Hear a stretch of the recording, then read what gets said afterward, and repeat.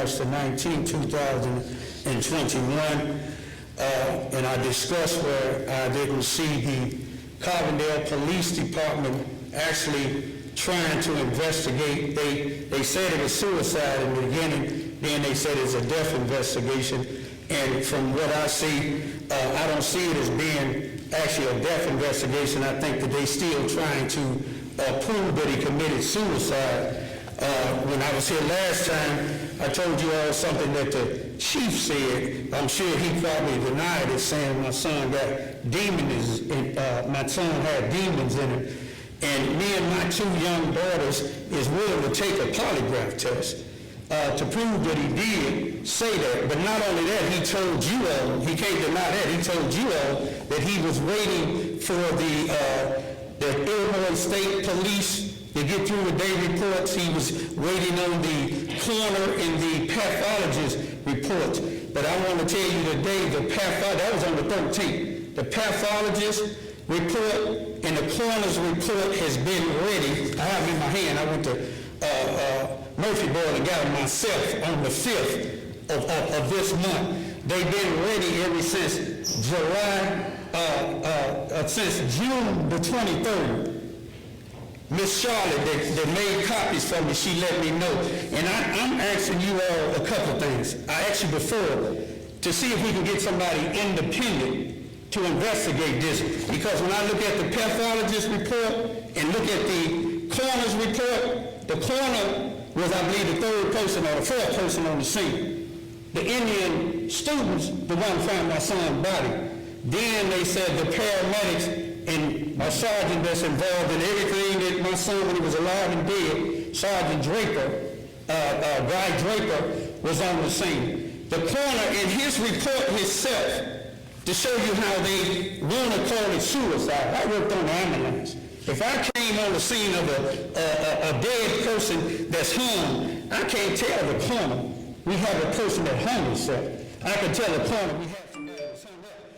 The coroner, the deputy coroner, Sam Bryant's statement, in his own statement, said that he was called and requested to come on the scene of the 400 block of Oakland Street, that a person had hung himself and he's had a history of using drugs.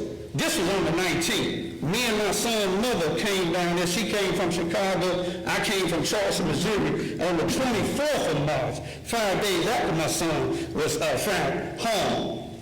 And the deputy coroner and the commanding lieutenant, Matt Dunning, told us that my son committed suicide. Ain't no toxicology test was back. Wasn't no autopsy even done yet. They didn't have no intentions on doing one. And they told us either he committed suicide, contributed to drugs. If it didn't have no drugs in his system, it was suicide, contributed to mental health. The coroner is going on, the pathologist is going on what the police said.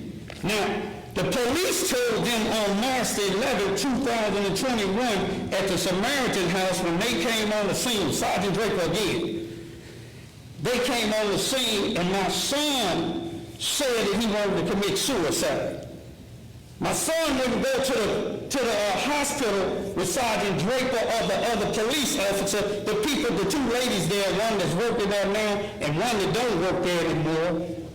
They said that my son was afraid to go with them. Before the police came, my son told them he was afraid to leave out of the Samaritan House because somebody was going to do something to him. And they told him to call the ambulance. The ambulance came and he went with them.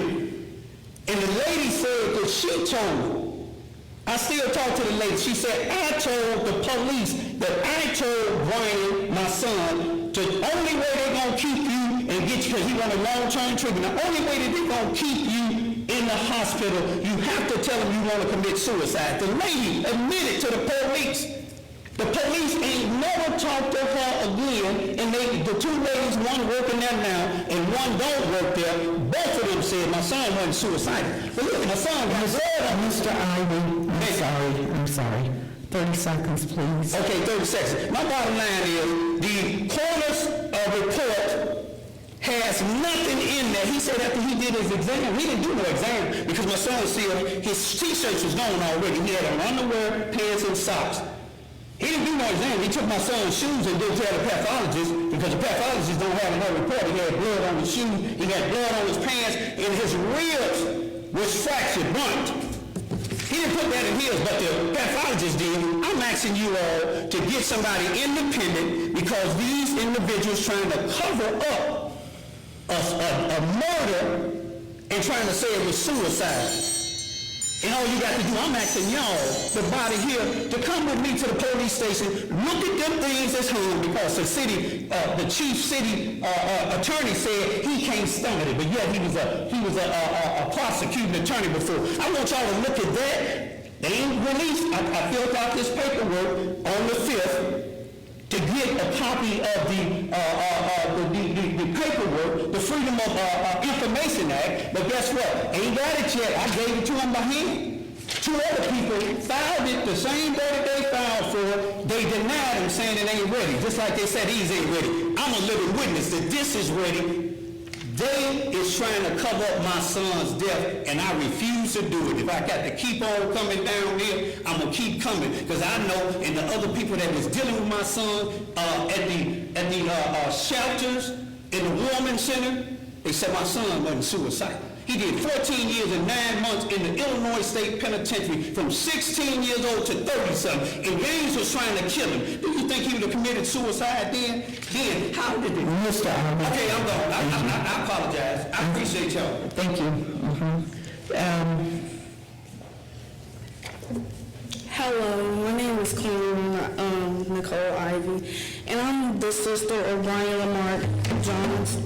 And I just want to say that we would really appreciate if y'all would get an independent investigator, because none of us believe that he committed suicide. And if you look at all the facts and the pictures of the hanging, you will see that he didn't hang himself, because in the pictures his arms was placed too perfect, and you can tell that it was 2 people that had to do it. And I feel like it was very unprofessional for the chief to tell me and my family that my brother had demons in him.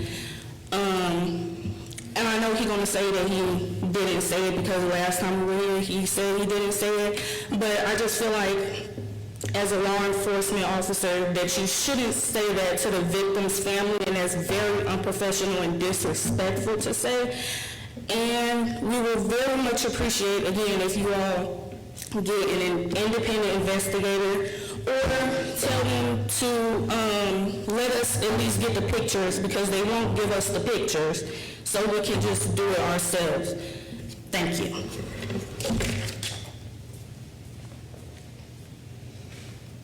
Is there anyone else, citizens?